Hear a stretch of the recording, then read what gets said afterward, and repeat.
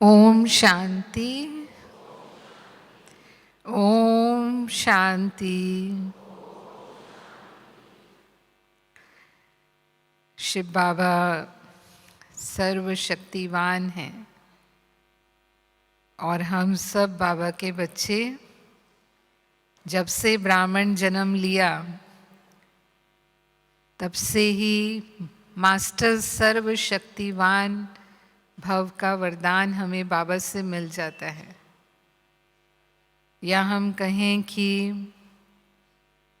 हमें बाबा सर्व शक्तियों के खजानों से संपन्न बना देते हैं, सभी को। ऐसे नहीं कि किसी को बनाते हैं और किसी को नहीं बनाते हैं। तो हम सब जानते हैं कि मुख्य हम 8 शक्तियों का गायन करते हैं। इसलिए देवियाँ जिन्हें शक्ति कहा जाता है उन्हें अष्टभुजाएं दिखाई, अष्टभुजाधारी कहते हैं। पर केवल अष्ट शक्तियाँ नहीं हैं, और भी शक्तियाँ हैं जो बाबा हमें समय प्रति समय यूज़ करने के लिए कहते हैं। जितना हम अपनी स्थिति की सीट पर सेट रहते हैं, अभी बाबा की मुरली चली थी पीछे, मास्टर सर्वशक्तिवान की सीट पर अगर हम सेट हैं तो सभी शक्तियाँ हमारे सामने हाजिरा हुजूर करके हाजिर होती हैं, हमारी सेवाधारी हैं, ऑर्डर मानती हैं। जैसे दुनिया में भी कोई जब कोई सीट पर होता है तो ही उसका ऑर्डर मानते हैं, अगर वो सीट पर नहीं है तो फिर उतनी उसकी बात नहीं मानी जाती है। तो इसीलिए बाबा हमें कहते हैं कि सीट पर सेट रहना, यानी उस स्मृति के स्वरूप रहना, तो शक्तियाँ समय पर कार्य करेंगी। और अगर शक्तियाँ कार्य करती हैं तो हम विजयी होते हैं। सफलता हमारा जन्म सिद्ध अधिकार हो जाता है। फिर चाहे कोई भी परिस्थिति आए जीवन में, कोई समस्या आए, कोई पेपर आए, कोई विघ्न आए, जो भी हम जानते हैं कि ब्राह्मण जीवन में उतार चढ़ाव आते हैं, वो सब हमें ऐसे लगते हैं कि जैसे हम खेल की रीति से उन्हें पार कर रहे हैं। या हमें ये भी महसूस नहीं होता कि ये भी कोई विघ्न था क्या, इतना सहज वो शक्ति के आधार पर पार हो जाता है।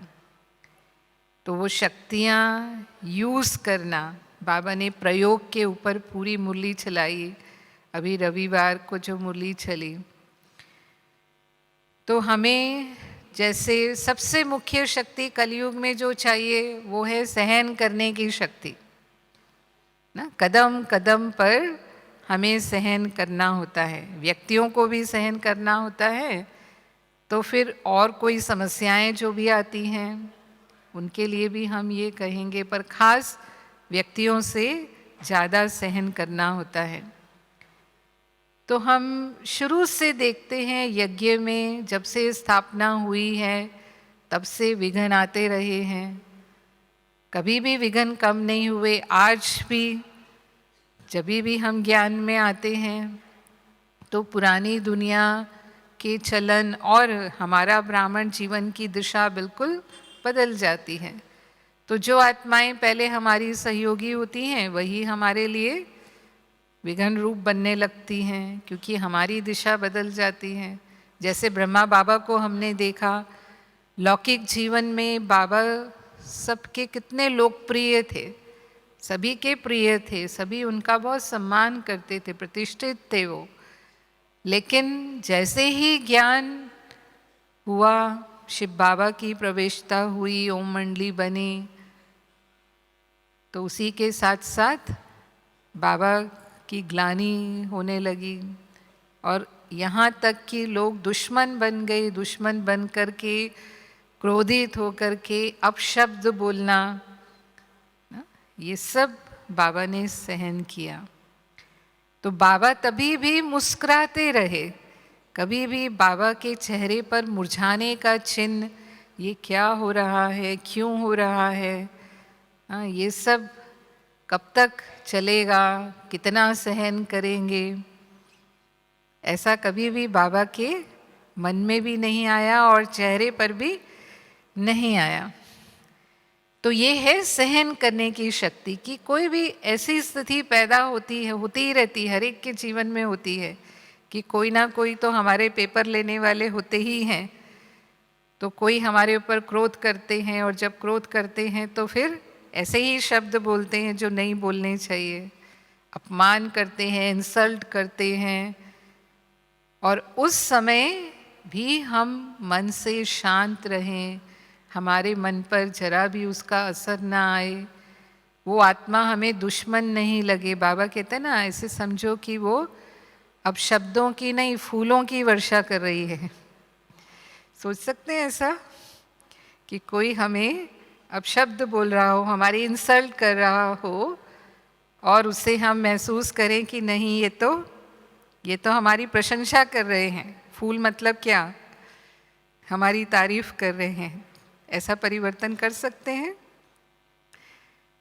तो ये ज्ञान की शक्ति है, ज्ञान की शक्ति और योग की शक्ति है। जब हम ऐसा परिवर्तन कर लेते हैं और तुरंत कर लेते हैं तो उसको हम सहन शक्ति कहते हैं। यानी सहन करने वाले को व्यर्थ संकल्प नहीं चलेगा, हाँ ये ऐसा करता है, इसको ऐसा करना चाहिए, इसको ऐसा नहीं करना चाहिए, ऐसा क्यों, वैसा क्यों। अगर हम चुप रहे, शांत रह गए, देखने में लग रहा है कि हमने सहन कर लिया, लेकिन मन में बहुत संकल्प विकल्प चलने लग गए, उस बात को लेकर के मन भारी हो गया, हमारा मन उदास हो गया, उदास ही नहीं हो गया, हम दुखी भी हो गए, हमारी स्थिति हलचल में आ गई, बाबा से हमारा योग ही टूट गया। हो जाता है ऐसे अगर हम ज़्यादा फीलिंग में आ जाते हैं ना। अब इसको कहते हैं फीलिंग में आना। हमने बोला कुछ नहीं, सामना नहीं किया उसका, क्योंकि हम समझते हैं कि ये हम ब्राह्मण जीवन में हैं तो बाबा का नाम हमें बदनाम नहीं करना है, तो चुप रहना है, सहन कर लेना है किसी की भी बात को। अगर हम बोलेंगे तो वो बोलेंगे कि आप ओम शांति में जाते हो, आप ज्ञान सुनते हो और फिर भी हमारी ही तरह बोलते हो, तो आप में और हमारे में अंतर क्या हुआ। तो हमने चुप तो रह लिया लेकिन मन में उसको सहन नहीं कर पाए। फिर ऐसा भी होता है कि मानो वही व्यक्ति हमारे साथ रहने वाला है, रोज़ ही उसके साथ ये स्थिति पैदा हो जाती है, क्योंकि ज़्यादातर वो आत्माएं हमारे आसपास ही होती हैं जो इस तरह के हमारे विघन रूप पेपर लेने वाली होती हैं ना। तो 10 बार तो कर लिया, आखिर कब तक चलेगा ऐसे, ऐसे ज़िंदगी कैसे कटेगी, कब तक चुप रहेंगे हम। तो फिर क्या होगा, हाँ क्या होगा। वो जैसे कहते हैं ना कि प्रेशर कुकर में जब प्रेशर भर जाता है तो क्या होता है, फिर सीटी बजनी शुरू हो जाती है। तो यहाँ भी ऐसा होता है, फिर जब प्रेशर भर जाएगा यहाँ पर तो कहाँ से निकलेगा वो, फिर मुंह से बाहर आ जाता है कि आखिर कब तक चुप रहेंगे। चुप रहने की भी तो कोई सीमा होती। तो बाबा फिर कहते हैं कि अगर 10 बार चुप रहे और 11वीं बार बोल दिया तो 11वीं बार बोल दिया तो भी उसको सहन शक्ति नहीं कहा जाएगा। तो सहन करना माना मरना नहीं। कई बार सोचते हैं ना कि हमको ही मरना है क्या, हमको ही झुकना है क्या। तो बाबा कहते हैं नहीं, ये मरना नहीं है, क्योंकि ये तो आपका वैसे भी मरजीवा जन्म है, लेकिन ये सभी के दिलों में स्नेह से जीना है। क्योंकि जो भी सहन करता है उसे दुआएं मिलती हैं। आपने जिसका भी सहन किया वो इस बात को महसूस करते हैं कि मैंने इनके साथ इतना गलत व्यवहार किया, लेकिन फिर भी ये मेरे साथ तो बहुत अच्छे रहते हैं, फिर भी मेरे साथ तो अच्छा व्यवहार करते हैं। तो भले वो मुख से नहीं बोलेंगे, लेकिन अंदर से उनकी दुआएं हमें मिलेंगी। और दूसरा, हम बाबा के दिल पर चढ़ते हैं, क्योंकि बाबा कहते हैं आप सहन किसकी आज्ञा से कर रहे हो? किसकी आज्ञा से कर रहे हो? बाबा की आज्ञा है। और बाबा की आज्ञा पर हम चले, आज्ञाकारी बने, तो फिर बाबा कहता है सहन करने वाले ही वो अविनाशी कमाई करते हैं और भविष्य में शहंशाह बनते हैं। क्योंकि आपने उस पेपर को पास किया तो आपकी कमाई हो गई ना। वो पेपर आपके सामने आया, लेकिन बिना व्यर्थ संकल्प के, कि हमें महसूस ही ना हो कि मैंने सहन किया है। उस नेगेटिव को पॉजिटिव में परिवर्तन करने की शक्ति हमारे अंदर हो। ये परिवर्तन भी एक शक्ति है कि तुरंत ज्ञान के अनुसार हम उसको परिवर्तन कर लें कि ये व्यक्ति ऐसा क्यों कर रहा है, हमें सब कारण पता है। और जैसे ही हम उसे नथिंग न्यू करेंगे, बाबा कहते हैं ना, 2 तरीके हैं बिंदु लगाने के किसी भी बात को। एक तो है कि नथिंग न्यू, कल्प पहले भी हुआ था, हमने इसे पास किया था, हम विजयी बने थे, अभी भी हम पास कर लेंगे, कोई बड़ी बात नहीं है। और कल्याण है, क्योंकि मैंने ज़रूर कभी उसका अपमान किया होगा, तभी वो आत्मा आज मेरा अपमान कर रही है या मेरे ऊपर क्रोध कर रही है। जो भी वो कर रही है वो मेरा खाता समाप्त हो रहा है, तो मुझे तो चुकतू करना ही है ना। तो वो आत्मा चुकतू कराने के निमित्त बन गई, तो अच्छा है, मेरा कर्जा चुकतू हुआ। किसी का भी कर्जा चुकतू होता है तो वो हल्का हो जाता है ना, खुश होता है कि कर्जा उतर गया, चलो। तो वो तो कर्जा उतारने के निमित्त बन रही है ना आत्मा, हमारे कर्मों को चुकतू करा रही है। तो हमने तुरंत ज्ञान को यूज़ किया तो वो परिवर्तन करने की शक्ति हमारे अंदर आ गई और व्यर्थ संकल्प खत्म हो गए कि ऐसे करता है, ये वैसे करता है। और अगर वो ज्ञानी है तो और ज़्यादा व्यर्थ संकल्प चल सकते हैं। तो दोनों ही शक्तियों को हमें साथ साथ यूज़ करना है। और बाबा कहता है अगर आपका बाबा से स्नेह है, परिवार से स्नेह है, स्नेह भी वो शक्ति है, स्नेह गुण भी है तो स्नेह शक्ति भी है, बहुत बड़ी पावर है वो प्रेम की शक्ति। तो ये शक्तियाँ हमारी सहन शक्ति को बढ़ाती हैं, क्योंकि स्नेह है तो किसी के भी स्नेह में सहन करना आसान होता है। जिससे प्रेम होता है उसके लिए हम कुछ भी सहन कर लेते हैं, बड़ी बड़ी बातें सहन कर लेते हैं। माँ को बच्चे से, बेटे से स्नेह है या अपने परिवार से स्नेह है, तो कितनी भी परिवार पर बातें आएंगी, कि कुछ भी करना पड़े सब सहन कर लेंगे, क्योंकि मेरा समझते हैं, मेरे अपने हैं, मेरा परिवार है। या जिनके प्रति होता है, मानो परिवार नहीं, कोई हमारे दोस्त हैं या कोई और भी हैं जिनसे हमें बहुत स्नेह है, तो उनके प्रति भी हम क्या करते हैं, उनकी अच्छी बुरी बातों को, कोई उनकी कमियां भी होंगी ना, उनको भी हम सहन कर लेंगे, उसको ज़्यादा महत्व नहीं देंगे, क्योंकि प्यार है। और जिससे प्यार नहीं होता, जिससे प्यार नहीं है, कुछ नेगेटिव फीलिंग्स हैं उनके प्रति हमारी, तो फिर उनकी छोटी छोटी कमियां भी हमें बड़ी लगती हैं। तो ऐसे ही बाबा के प्रति स्नेह और परिवार के प्रति स्नेह हमारी सहन शक्ति को बढ़ा देता है। देखो आज दुनिया में हम देखते हैं कि सहन शक्ति लोगों में नहीं है, तो छोटी छोटी बातों को लेकर कितने बड़े बड़े कांड हो जाते हैं।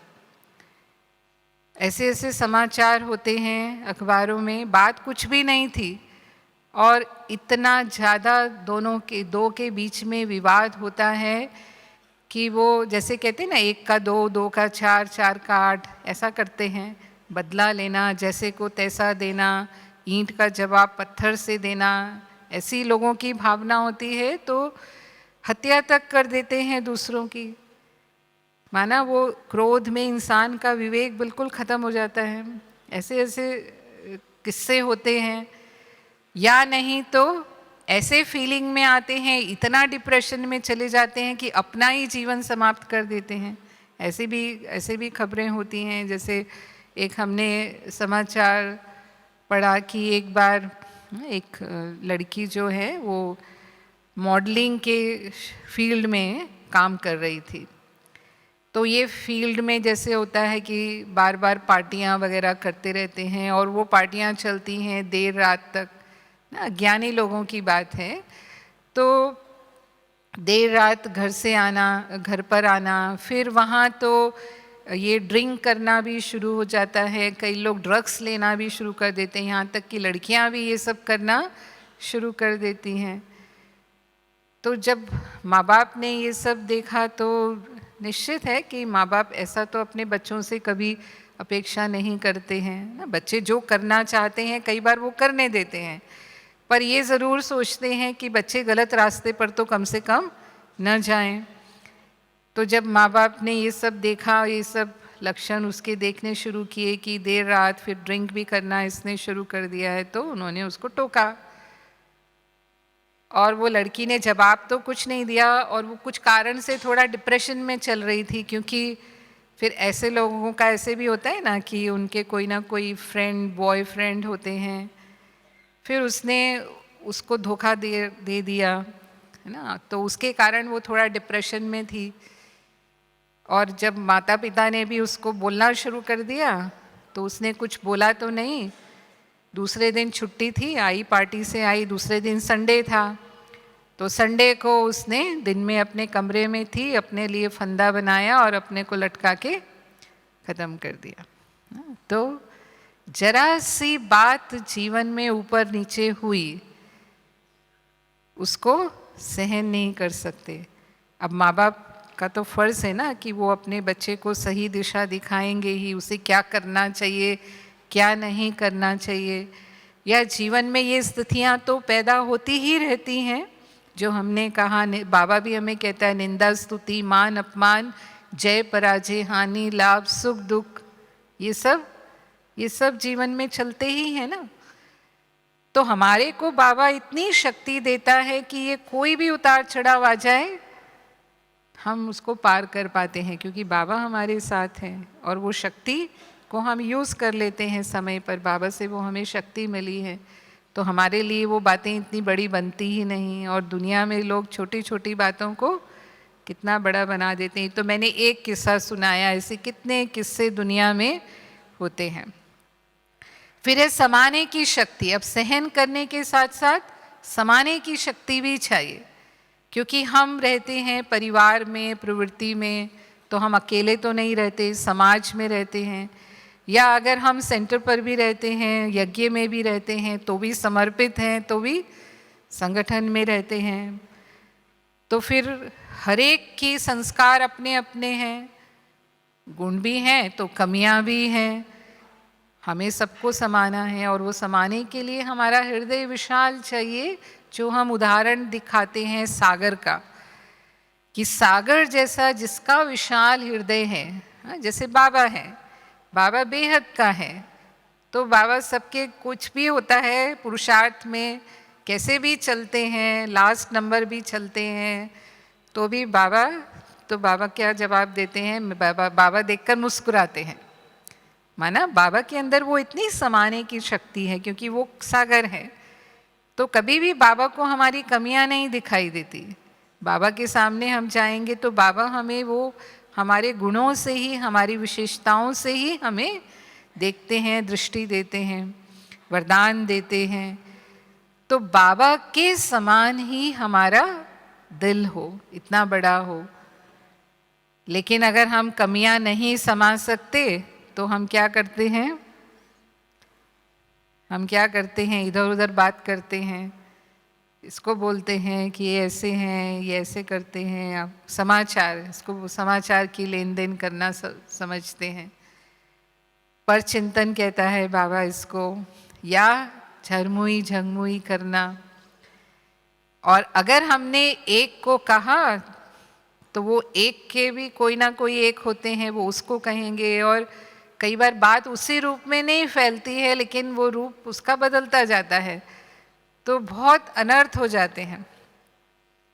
और जब सामने वाले तक वो पहुंचती है तो उसे कैसा लगता है, संबंधों में कड़वाहट आ जाती है कि ये मेरी बात को इस तरह से कहा गया, वातावरण में फैलाया गया, और उससे हम संगठन के वातावरण को भी कमज़ोर करने के निमित्त बनते। तो जैसे हम अपने परिवारों में भी देखते हैं कि हमारे परिवारों में भी अगर हमारे परिवार में किसकी कमी है तो हम उसे बाहर नहीं कहते, हम सोचते हैं मेरे अपने हैं, इनकी कमी कहना माना जैसे मेरी कमी हो गई, तो उनकी कमी को हम ढकते हैं। तो ये भी तो हमारा परिवार है, हमारा ईश्वरीय परिवार है, दैवी परिवार है। हम सब पुरुषार्थी हैं, तो 100% तो कोई भी नहीं है, हम सब संपूर्ण बनने के मार्ग पर हैं।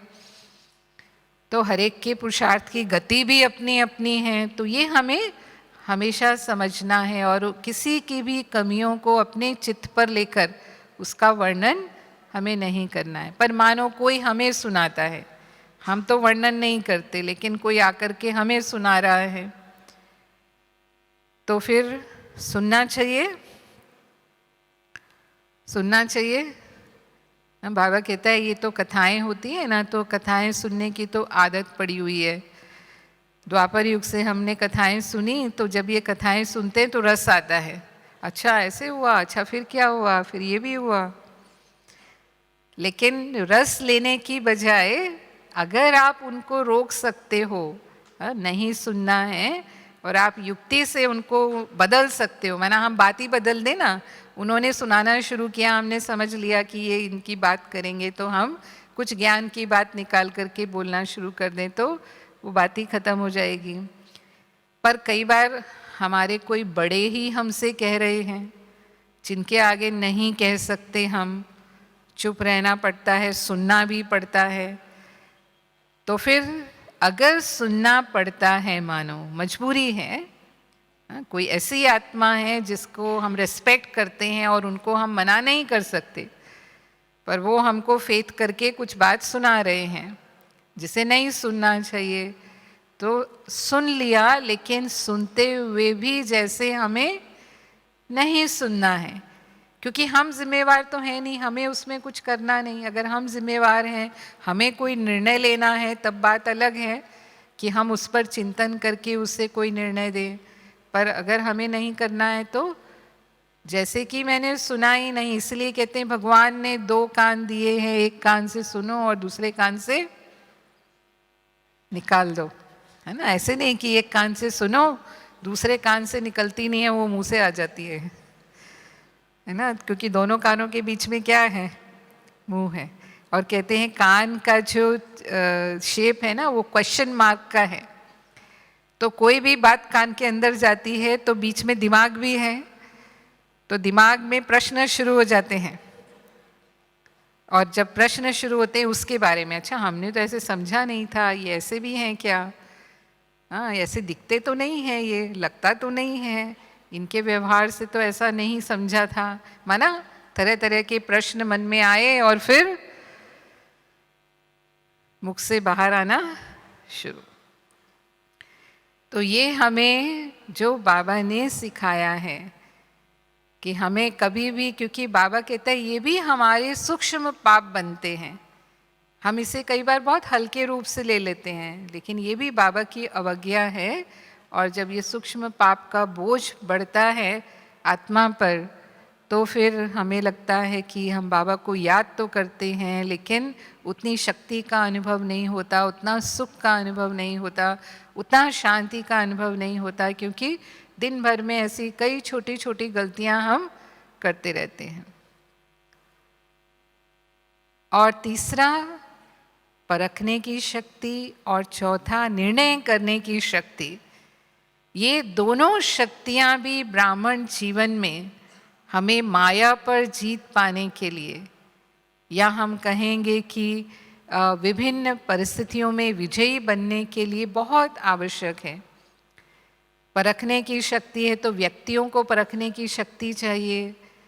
कोई भी व्यक्ति आज अंदर एक, बाहर दूसरा होता है ना, वो जैसे आपसे बोल रहा है, व्यवहार कर रहा है, ज़रूरी नहीं है अंदर में भी वो वही भावना रखता हो। खासकर जब अज्ञानी आत्माएं आती हैं, बाबा के बच्चे तो परिवर्तन हो जाते हैं, क्योंकि बाबा हमेशा कहता है सच्चे दिल पर साहब राजी। तो हम अंदर बाहर जो हैं, जैसे हैं, कोशिश करते हैं कि हम बाबा से भी सच्चे रहें और जो हमारा परिवार है उनसे भी हम सच्चे रहें। लेकिन बाहर की दुनिया के संपर्क में भी हम पूरी तरह आते हैं तो वो आगे आत्माएं अलग अलग तरह की हैं, उनकी सोच हमसे बहुत अलग है। तो वो किस भावना से आया है हमारे पास, किस भावना से हमसे बात कर रहा है, अगर हमें उसके वाइब्रेशन और उसके भाव समझ में आ जाते हैं तो उस अनुसार हम उनको संतुष्ट कर पाते हैं।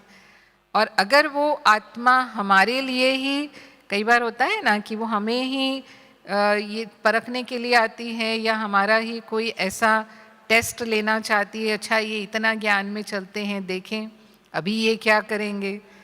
तो बाबा कहता है फिर ऐसे लोगों से हमें थोड़ा सावधान भी रहने की ज़रूरत होती है। तो वो भी हमें अगर परख में आ जाता है तो हम उन आत्माओं से अपने को सेफ रख सकते हैं।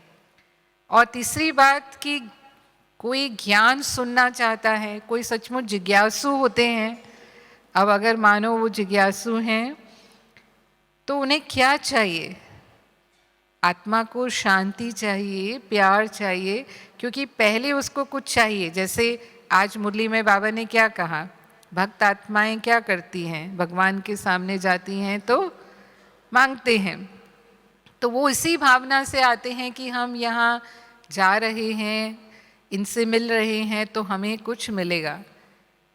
जैसे डॉक्टर बीमारी को परख लेता है तो फिर उस अनुसार उसकी दवाई देता है, नब्ज देख लेता है, ऐसे बोलते हैं नब्ज पकड़ लेता है वो, तब बीमारी पकड़ में आती है। तो ऐसे ही अगर हमने उसकी नब्ज पकड़ ली तो हम उसे संतुष्ट कर पाएंगे, यानी परख लिया कि इसको ये चाहिए। जैसे कहते हैं कि अगर प्यासे को आपने भोजन दे दिया तो उसे उस समय भोजन नहीं चाहिए, उसे तो पानी चाहिए। तो भोजन देखते हुए भी बोलेगा नहीं मुझे पानी चाहिए, क्योंकि उस समय उसको प्यास लगी है, पहले पानी चाहिए। तो जिसको जो चाहिए, पहले शांति का अनुभव चाहिए तो हम शांति का अनुभव कराएं उसको।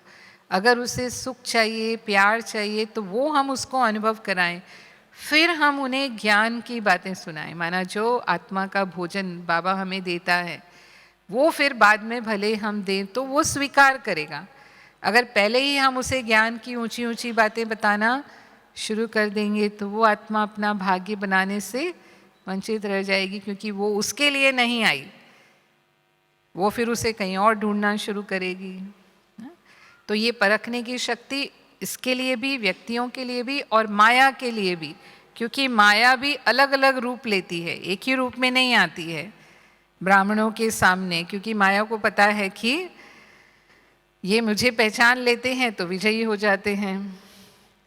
तो हम सुनते हैं ना हमारी ही यादगारों में कि सीता रावण के चंगुल में कैसे फंसी, क्योंकि वो स्वर्ण हिरण को परख नहीं पाई। फिर उसके बाद जब रावण आया साधु के वेश में तो उसे भी वो परख नहीं पाई, है ना। और वो जो राक्षस था उसने जो आवाज़ निकाली राम की, उसे भी वो परख नहीं पाई। तो कहाँ चली गई, है ना, रावण की वाटिका में चली गई, ऐसे ही कहेंगे ना। तो यहाँ भी प्रलोभन आते हैं। अब स्वर्ण हिरण क्या है? स्वर्ण हिरण प्रलोभन है। माना माया भी हमारे सामने अनेक तरह के प्रलोभन लेकर के आती है कि भाई हम उसकी तरफ आकर्षित हो जाएं। आज जैसे भौतिक चीज़ें, सुख के साधन बहुत बढ़ते जा रहे हैं दुनिया के अंदर, तो कहीं ना कहीं हम भी अगर उनके आकर्षण में आ जाते हैं, अरे ये तो बहुत अच्छा है, ये तो मेरे पास भी होना चाहिए। हाँ, अगर वो हमने चलो इच्छा की, वो हमें मिल भी गया और फिर उसके बाद उसमें हम इतने वशीभूत हुए कि बाबा को ही भूल गए। बाबा कहते ना साधन हमें साधना से कई बार दूर कर देते हैं, साधनों के ही वश हो जाते हैं, बाबा को याद करना ही भूल जाते हैं। तो अब माया ने अपना काम कर लिया। कई बार तो माया जो है व्यक्तियों के रूप में भी आती है। अब जैसे मानो कोई बहुत अच्छे आपके संपर्क में आए, बाबा के बच्चे भी कई बहुत अच्छे अच्छे होते हैं। अब हमारे वही पुराने लगाव झुकाव के संस्कार हैं, अभी पूरी तरह ख़त्म नहीं हुए, हम प्रभाव में आ गए, बहुत अच्छे लगते हैं, बहुत अच्छे हैं, कितना अच्छे से हमारी बात सुनते हैं, पालना देते हैं, ये सेवा करते हैं, जो भी गुण होता है उनका, तो वो गुण के प्रभाव में हम आ गए या उनके व्यक्तित्व के प्रभाव में आ गए, किसी भी प्रभाव में आ सकते हैं। या तो किसी का व्यक्तित्व बहुत आकर्षित करने वाला होता है या किसी के गुण बहुत आकर्षित करने वाले होते हैं ना, और हम उसके प्रभाव में आए तो फिर हम ज़रूर उसकी तरफ झुकाव में आएंगे। झुकाव में आना माना फिर उनसे बात करना अच्छा लगेगा, उनसे मिलना अच्छा लगेगा, उनसे बैठना अच्छा लगेगा, उनके साथ टाइम बिताएंगे। तो ज़्यादा हम जिसके भी संपर्क में रहेंगे धीरे धीरे उनके लगाव में आ जाएंगे। झुकाव के बाद लगाव होगा, और व्यक्ति से लगाव हुआ तो बाबा से लगाव, तो जो बाबा से हमारा होना चाहिए वो योग टूटा, और वो योग टूटा तो फिर क्या होगा? बाबा कई बार कहते हैं कि फिर वो स्थिति होती है जो रावण की वाटिका में रावण ले गया, यानी आश्चर्यवत सुनंती कथंती, और अब वो व्यक्ति का आकर्षण खींच के ले जाएगा पुरानी दुनिया में। ये भी हो सकता है, दोनों ही बातें हो सकती हैं। तो माया अति सूक्ष्म रूप में है, फिर धीरे धीरे धीरे धीरे वो वंश बदल कर अंश हो जाता है, और फिर कई बार वो पूरी तरह से विकार में ही बदल जाता है। तो ये ऐसे भी हम देखते हैं। लेकिन मेजॉरिटी जो है बाबा के बच्चे वो विजयी बनते हैं, माया के रूपों को परखते हैं, परख के और विजयी बन जाते हैं। फिर भी है ना, हमें अपनी इस परखने की शक्ति को बढ़ाने के लिए बाबा कहता है बाबा से बहुत क्लीन और क्लियर रहना है। जितना सच्चाई सफाई हमारे अंदर होगी उतना हमारी बुद्धि सूक्ष्म होगी, और किसी के भाव भावनाओं को, वाइब्रेशंस को हम तुरंत परख लेंगे। तुरंत पता चल जाएगा इसकी वृत्ति शुद्ध है या नहीं, इसकी वृत्ति में कुछ गलत है या कुछ और चल रहा है, कुछ व्यर्थ है, तो समझ में आ जाता है। तो उस अनुसार फिर हम अपना जो भी हमें निर्णय लेना है, क्योंकि परखने के बाद ही निर्णय होता है, तो निर्णय शक्ति भी जीवन में बहुत आवश्यक है विजयी बनने के लिए, सफल होने के लिए, और अपने पुरुषार्थ में तीव्र गति लाने के लिए, कि हमारा समय व्यर्थ ना जाए। कई बार इनके कारण हम अपना समय बहुत व्यर्थ गंवा देते हैं, समय शक्ति दोनों ही व्यर्थ चली जाती है उसमें। तो अब परिवारों में रहते हैं, प्रवृत्ति में रहते हैं, हम समाज को भी देखते हैं तो बाबा की श्रीमत को भी देखते हैं। कई बार श्रीमत के विपरीत समाज के निर्णय होते हैं, और हमें बाबा की श्रीमत पर ही चलना है, क्योंकि हमारा बाबा से वायदा है, तन मन धन सब कुछ तेरा तेरा तुझको अर्पण, है ना। तो हमने बाबा से वायदा किया, और फिर समाज की बातें जो हैं वो तो इसके बिल्कुल विपरीत जाती हैं। तो कई बार निर्णय लेने में हम उलझन में आ जाते हैं, क्या करें, समाज को निभाएं या बाबा को निभाएं, किसको निभाएं। तो फिर निर्णय लेने के लिए हमारे सामने ब्रह्मा बाबा हैं, हमारे लिए जो एग्जाम्पल है वो बाबा है। तो हमें बाबा को देखना है। बाबा प्रवृत्ति में थे, बाबा बिजनेस में भी थे, और फिर बाबा पूरी तरह समर्पित भी हुए। तो जब बाबा के सामने ऐसी स्थितियां आई तो बाबा ने क्या निर्णय लिया? आज बच्चों के लिए हमें निर्णय लेने होते हैं, तो बच्चों के लिए हम क्या करें? तो जो बाबा ने किया वो हमें करना है। बाबा ने अपने बच्चों के लिए क्या किया? बच्चे शादी करना चाहते थे, बाबा ने करा दिया। बच्चे बिजनेस करना चाहते थे, बाबा ने करने दिया, क्योंकि हर एक आत्मा का अपना अपना भाग्य है। बाबा जो सहयोग कर सकता था बाबा ने किया, बाकी उनको फ्री छोड़ दिया। फिर उनकी ज़िंदगी में कभी हस्तक्षेप नहीं किया। हाँ, कि कई बार क्या होता है, मेरापन इतना होता है, मेरा बेटा है ना, तो फिर मेरे जैसे क्यों नहीं चलता है, मेरी बात क्यों नहीं मानता है।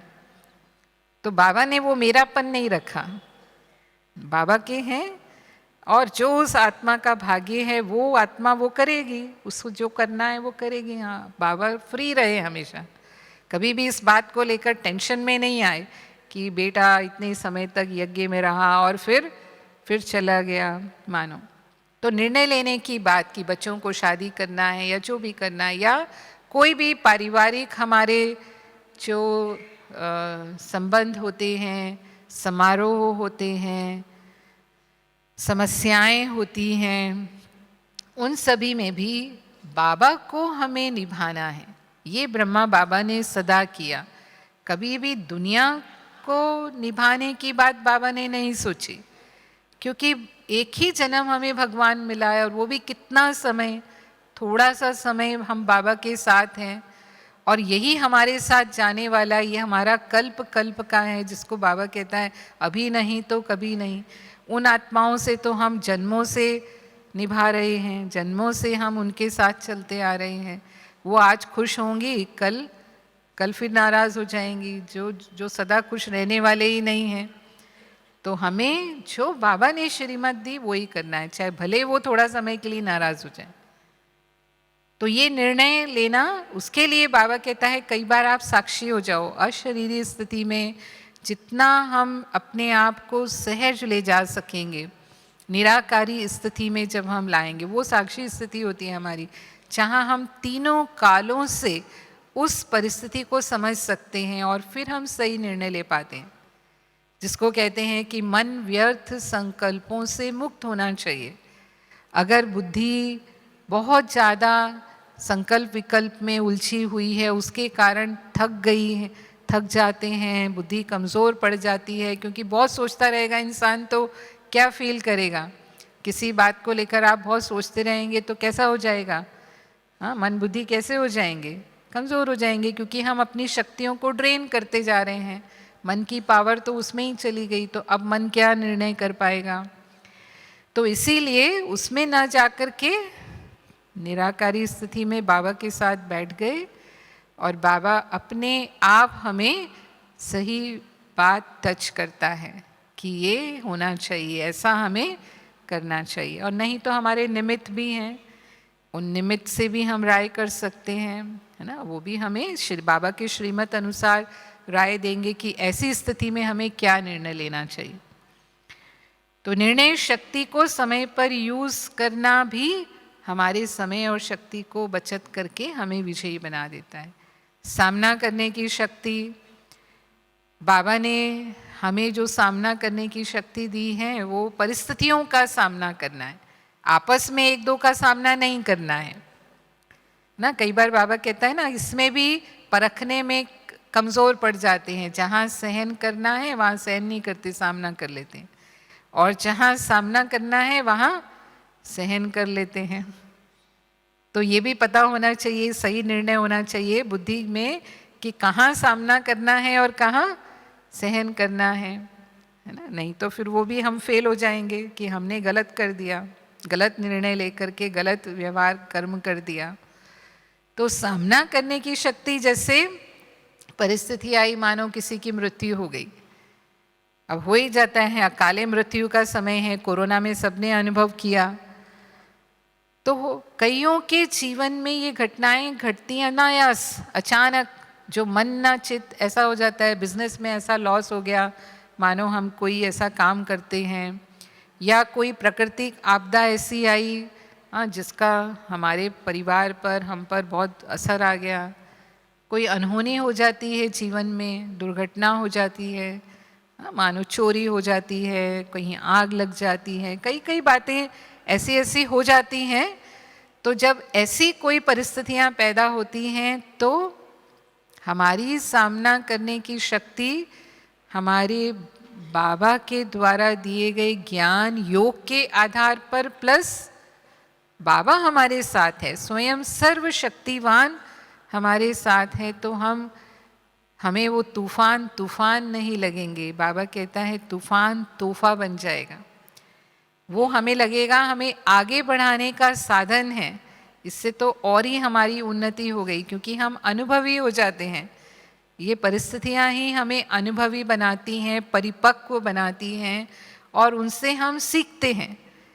तो अचल बनती है आत्मा, अचल अडोल जो स्थिति कहते हैं, कि एक बार हमने उसको पार कर लिया तो बाद में हम उन्हीं स्थितियों में कभी भी हलचल में नहीं आएंगे, अनुभवी बन गए ना उसके। तो मेरे को ऐसे बहुत माताओं के भी अनुभव हैं जो कभी हमसे बात करते हैं कि मानो किसी के जवान बेटे ने शरीर छोड़ दिया है ना। एक माता थी, उनका जवान बेटे ने सुसाइड कर लिया। एक माता हमको मिली, उनके पति जो थे उनको कैंसर हुआ और डॉक्टर ने उनको बता दिया कि इनकी बहुत कम समय रह गया इनका। तो उसने सुनाया हमको कि मैंने अपने आप को मन ही मन तैयार किया कि मैं कभी भी इस बात को लेकर कमज़ोर नहीं पड़ूंगी, मैं शक्ति हूँ, बाबा ने मुझे शिव शक्ति बनाया है।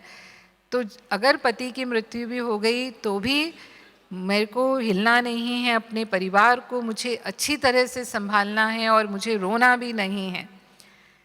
चाहे वो समाज मुझे कुछ भी कहे, लेकिन मुझे कमज़ोर नहीं पड़ना है। तो उसने सुनाया कि ऐसा ही हुआ, पति की कुछ समय के बाद मृत्यु हो गई, लेकिन मेरी आंख से एक भी आंसू नहीं आया और मैंने और ही अपने परिवार को बहुत अच्छी तरह संभाला।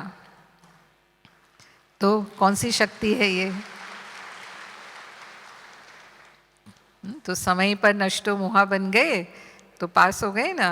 बाबा तो हमें कहता है ये भी पेपर है, अगर आंख से आंसू आया तो क्या होंगे। और रोती कौन है? बाबा हमेशा कहता है रोती कौन है। साकार मुरली में बाबा कहता है रोती कौन है। हाँ, तो दुनिया की नज़र में हो सकते हैं, लेकिन भगवान तो हमारा सदा का साथी है ना। परमात्मा तो अविनाशी साजन है, वो तो सदा साथ है। तो फिर रोना किस बात के लिए? और पता है ना कि आत्मा को तो अपने कर्मों का हिसाब किताब चुकतू करके जाना ही है, सबको जाना है। कोई आज गया, कोई कल गया, जाना तो यात्रा है ना, ये तो सबके लिए है। तो इतना मजबूत हम बन जाते हैं। हमने भी अनुभव किया कोविड के समय में, जब दूसरी लहर थी, जैसे मैंने कहा बहुतों के लोग चले गए अचानक। हमारे माता पिता ने भी शरीर छोड़ा उस समय, और दोनों लगभग एक साथ ही चले गए। थोड़ा 2-3 दिन का अंतर पड़ा। तो मैंने ये देखा कि इतने सालों से जो हम ज्ञान सुनते हैं, उसकी पावर हमारे अंदर जो भरी होती है, वो सचमुच उसका जरा भी असर मतलब हमारे ऊपर आए और मन हलचल में आए कि ऐसा हो गया, अचानक हो गया। वो हुआ भी अचानक कि एक हफ्ता पहले बिल्कुल ठीक थे और एक हफ्ते के अंदर ही ये घटना हो गई। तो परिवार के लिए तो बिल्कुल, जो लौकिक परिवार था उनके लिए तो बिल्कुल एकदम जैसे सदमे वाली बात हो गई। तो हम गए वहाँ, सब कुछ किया हमने, उनकी हर जो भी हमारी फ़र्ज़ थी उनके प्रति वो सब पूरी की, लेकिन मेरी भी आँख में कोई आंसू नहीं आया। मैं भी सब बहुत आराम से निभा पाई सब कुछ। तो ये ताकत हमें अनुभव होती है कि ये शक्ति बाबा ही हमें देते हैं, और वो शक्ति से हम इन सब ऐसी परिस्थितियाँ कोई भी आती हैं हमारे जीवन में तो हम उन्हें पार कर जाते हैं। ऐसे नहीं कि हम अपना कर्तव्य नहीं करते, लेकिन वो सहज हो जाता है सब कुछ हमारे लिए। जैसे बाबा कहते हैं मक्खन से बाल ना, विघ्न कैसे पार होता है, कितनी मेहनत लगती है हमें उसमें, या कई बार तो लगता ही नहीं है कि ये भी कोई बात थी। तो इस तरह से हम परिस्थितियों का सामना कर लेते हैं। सहयोग देते हैं हम बाबा के कार्य में, हम सभी सहयोगी हैं, एक एक उंगली हम लगाते हैं, तन मन धन से हम सेवा करते हैं। तो हम सब अपना पुण्य का खाता, या बाबा कहता है कि संगम युग में अपनी पद्मों की कमाई हम जमा कर रहे हैं। जितना हम सहयोगी बनते हैं, हम एक कदम उठाते हैं और पदम गुना है ना हमारा वो जमा होता है। बस विधि क्या है, उस विधि पूर्वक हमें सब कुछ सफल करना है कि मैं निमित्त हूँ, करम करावनहार बाबा हैं, बाबा ही हमारे द्वारा करवा रहा है। तो जो भी सेवा निर्विघ्न है, निमित्त भाव से, ट्रस्टी भाव से हम करते हैं, मैंपन और मेरेपन से मुक्त है, वो सेवा हमें पूरा जमा का खाता हमारा कराती है। और हम ही एक एक उंगली लगा करके, जो हम सब बाबा के बच्चे तन मन धन से सहयोगी हैं, वो सब एक एक उंगली लगाकर इस कलयुगी पर्वत को उठा लेते हैं और सतयुगी संसार इस दुनिया में आ जाता है। तो अभी संडे की मुरली में बाबा ने कहा अखंड महादानी बनना है ना। सहयोग देना माना 1 सेकंड भी बिना दान के ना जाए, मनसा वाचा कर्मणा। मनसा शक्तियों का दान करो। मनसा से हम वाइब्रेशन, शुद्ध वृत्ति और वाइब्रेशंस अपने फैलाते हैं। वाचा से हमें ज्ञान दान करना है और कर्मणा से गुणों का दान करना है। और बाबा ने खास अटेंशन दिलवाया कि हमें गुणों के दान की सेवा, यानी अपने चलन से, गुणों की सेवा मतलब क्या है ना, अपनी चलन से दूसरों को सुख देना, वो सेवा, दुआएं लेने की सेवा, दूसरों को संतुष्ट करना, वो सेवा हमें ज़्यादा से ज़्यादा करनी है। फिर चाहे वो ब्राह्मण परिवार में है, चाहे वो हम अन्य आत्माओं के भी संपर्क में आते हैं। और एक विशेष शक्ति जो है वो है समेटने की शक्ति, ना, विस्तार को सार में लाने की शक्ति और समेटने की शक्ति। ये शक्तियाँ भी हमारे अंतिम फाइनल पेपर के लिए बहुत ज़रूरी हैं। बाबा हमें जब से ज्ञान में लाते हैं तब से समेटना सिखाते हैं ना।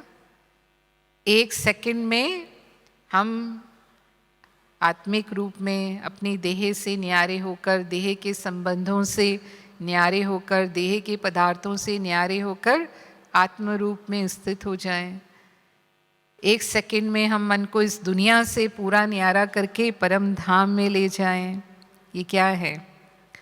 समेटना है अपने आप को, कि जब चाहे हम संसार में अपने कर्म कर रहे हैं, जो भी अपने कार्य हैं वो भी हमें निभाना है, और साथ साथ उतना ही हमें समेटना भी है कि कहीं भी हमारी बुद्धि फंसी हुई ना हो, अटकी हुई ना हो।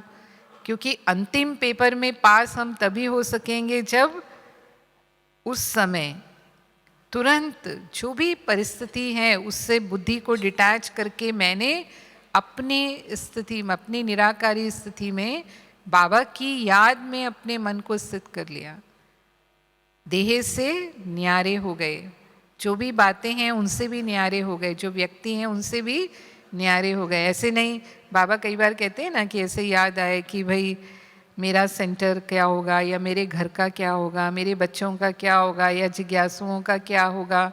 हो सकता है ना, अगर बुद्धि कहीं भी मोह में है तो अगर हमने बहुत कुछ संग्रह जमा भी किया हुआ है, मानो है ना, धन संपत्ति भी बहुत होती है, तो अगर बुद्धि उसमें भी है मानो, और अंत समय में वो ही खींच ले बुद्धि को, अरे इतनी धन संपत्ति, इसका क्या होगा, तो क्या होगा? फेल होंगे, पास होंगे? तो पास होने के लिए एक सेकंड में समेटने की शक्ति, एक सेकंड में न्यारे होने की शक्ति, वो जिसको बाबा कहता है अंतिम पेपर है ही नष्टो मोहा स्मृति लब्धा। हर बात से मोह नष्ट होके एक ही स्मृति में मन स्थित हो जाए बाबा की याद में, कि हाँ चाहे प्रकृति का ही पेपर क्यों ना हो, बाबा कहता है अंत समय में सारी चीज़ें विकराल रूप में होंगी, कोई भी चीज़ साधारण रूप में नहीं आने वाली है। हाँ, चाहे वो प्रकृति है, प्रकृति भी अपना अपना रूप में होगी उस समय, क्योंकि प्रकृति को भी विनाश का कार्य करना है। तमोगुणी आत्माएं हैं, वो आत्माएं जब शरीर छोड़ेंगी तो उनके वाइब्रेशंस होंगे। भक्त आत्माएं हैं, उनकी अपनी अपनी पुकार होगी। हमारे संस्कार भी हमारा पेपर लेने के लिए सामने आ सकते हैं। हमारे संस्कार माना चाहे वो कर्म भोग के रूप में आएंगे, चाहे कोई दूसरी आत्माओं के संबंध के कर्मों के हिसाब किताब या संस्कारों के टकराव के रूप में, किसी भी रूप में ये सब चीज़ें हमारे सामने आ सकती हैं। लेकिन इन सब के बीच होते हुए भी मन तुरंत उनसे न्यारा हो जाए, जरा भी मन में कोई संकल्प विकल्प ना चले। तो बाबा कहता है इसके लिए बहुत काल का अभ्यास चाहिए। ऐसे नहीं कि उस समय हम कर लेंगे, नहीं होगा उस समय, अभी से वो अभ्यास हम करेंगे। और इसीलिए बाबा हमें अशरीरी स्थिति के अभ्यास पर अटेंशन खिंचवाते हैं कि हर घंटे कम से कम 2 मिनट भी, नहीं तो जितने भी मिनट आप कर सको, लेकिन न्यारा होने का अभ्यास करो। बहुत बिजी हैं, बहुत कामों में बुद्धि उलझी, जैसे ब्रह्मा बाबा ने किया। लास्ट के समय में कहते थे ना कि बाबा सुनते सुनते भी न्यारे हो जाते थे, बाबा जैसे गुम हो गए, बाबा हैं ही नहीं। तो बाबा ने उस अभ्यास को पक्का किया, और ऐसे ही हुआ कि लास्ट जब बाबा का समय आया तो 1 सेकंड में बाबा देह के कर्म बंधन से मुक्त होकर कर्मातीत बन गए, पास विद ऑनर बन गए। तो ये अभ्यास अभी से हम करेंगे, विदेही होने का, शरीरी होने का अटेंशन रखेंगे, वो समेटने की शक्ति हमारे अंदर होगी, तो अंत समय में हम फुल पास होंगे, नंबर 1 होंगे। और नहीं तो फिर हम नंबर वार हो जाते हैं, हमको मालूम ही है। और इसके साथ साथ जो शक्ति चाहिए वो है मनन करने की शक्ति, ज्ञान को मनन करने की शक्ति। फिर जैसे कहा, शांति की शक्ति भी हमारी एक शक्ति है, और भी बहुत सी शक्तियाँ, एकाग्रता की शक्ति है। हाँ, लेकिन क्लास का समय पूरा हो गया, इसीलिए मैं अभी इसको यहीं पूरा कर रही हूँ। तो मास्टर सर्वशक्तिवान माना जिस समय जिस शक्ति की आवश्यकता है वो शक्ति स्वतः कार्य करे और हमें विजयी बना दे, तब हम कहेंगे कि मास्टर सर्वशक्तिवान बने हैं। ओम शांति।